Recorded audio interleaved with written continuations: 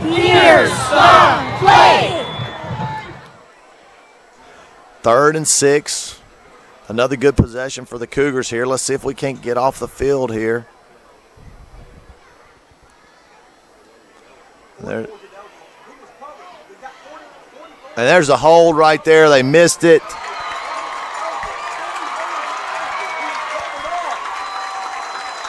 And that'll be a touch. You know, we got a couple of things. The tight end was covered up. There is a flag on the play. There was holding, and now there is a flag. Yeah. So we got illegal formation and holding. So I don't know what the flag's for. Didn't call the illegal formation, as Coach Mullins was saying up here. The tight end was covered up. You got to uncover that tight end with the receiver.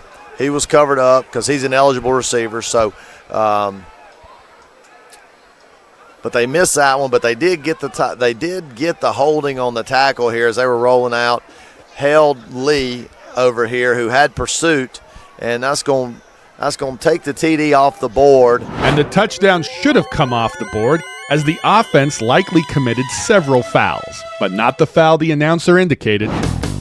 Hello, football fans. Ryan here. This nice little touchdown pass is packed with talking points. Let's start with the announcer saying the tight end was covered up and claiming this is a foul. In high school football, this is not a foul. It's completely legal. The offense can have any player covered or put any player on the end of the line. Doing so may decrease the number of eligible pass receivers, but it's legal. If an offense so wished, they could have 8, 9, 10, or even 11 players on the line of scrimmage. In fact, my high school football team used an 11-player line all the time. That probably explains why we struggled to win games. To take it a step further, the term tight end isn't even in the rules book. Of course, either are the words pumpernickel, onomatopoeia, or sesquipedalian, but not for a lack of trying. They will eventually read my letters. They will eventually. If you're going to cover up players wearing eligible numbers, like this formation does, then they can't go downfield on a forward pass. In this play, number 44, while eligible by number, is not eligible by position because he was covered, goes downfield on a legal forward pass untouched by B that crosses the neutral zone. So this is our first foul. Ineligible receiver illegally downfield. The ineligible offensive lineman next to number 44 also went too far downfield. Now, the neutral zone can be expanded downfield by 2 yards, but even after expanding the NZ, this lineman is still too far downfield. So we have 2 fouls for ineligibles illegally downfield. Also, more on this player later. When I first saw this play, I thought maybe the hold was in the offensive backfield. This action here, we can't see the lineman's hands, but the defender does act like he's being held.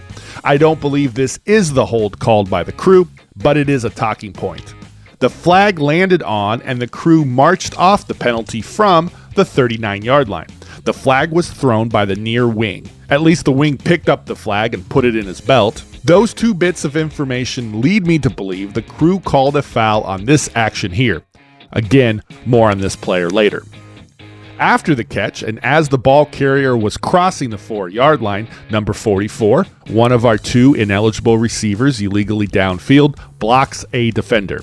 This block, while not an epic decleater, but definitely more than a love tap, might rise to the level of an illegal blindside block.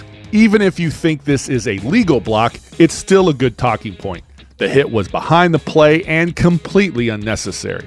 If it had been called, it wouldn't have been as punitive as the other 4 fouls previously mentioned, but it would have negated the touchdown. Now let's return to the action of this lineman I keep saying that we're going to talk about. He was illegally downfield and was blocking/holding a defender.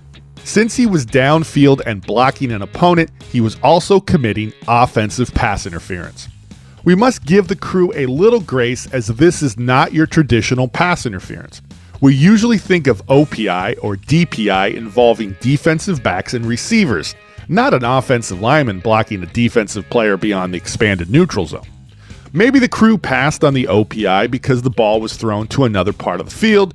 Maybe the crew just saw the OPI as a continuation of the block, which started behind the neutral zone, and thought a holding foul was the appropriate call. It should be noted, however, that this type of OPI is found in both the NFHS rules book and the casebook. It is not forward pass interference if contact by A is immediately made on a B lineman and the contact does not continue beyond the expanded neutral zone.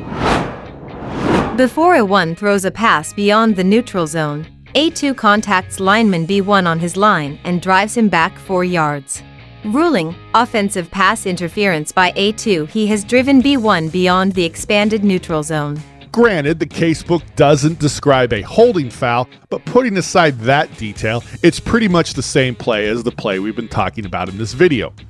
What do you think? Do you agree with the announcer about the tight end? Do we have an illegal blindside block near the end of the play? Would you have thrown a flag for offensive pass interference? Personally, the thing I really want to see from this play is a flag for at least one of the ineligibles illegally downfield.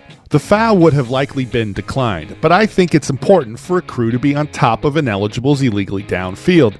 Not flagging that type of foul could diminish crew integrity. I find it fascinating that this little play produces such a huge amount of talking points. Lots of stuff to discuss here. Of course, it also provides us with the chance to tell a high school football announcer they're wrong. And who would pass up an opportunity like that? If you've enjoyed this video, and we hope you did, please like and subscribe. Doing so really helps the channel. We also hope you will leave your opinion. Please share your wisdom, insights, and experiences in the comments section below. We want to hear from you. If you're not a high school football official, consider becoming one. It comes with the best view of the game. If you're already a high school football official, have a great season. Tremendous thanks for watching, and we'll see you next time on Here's the Play.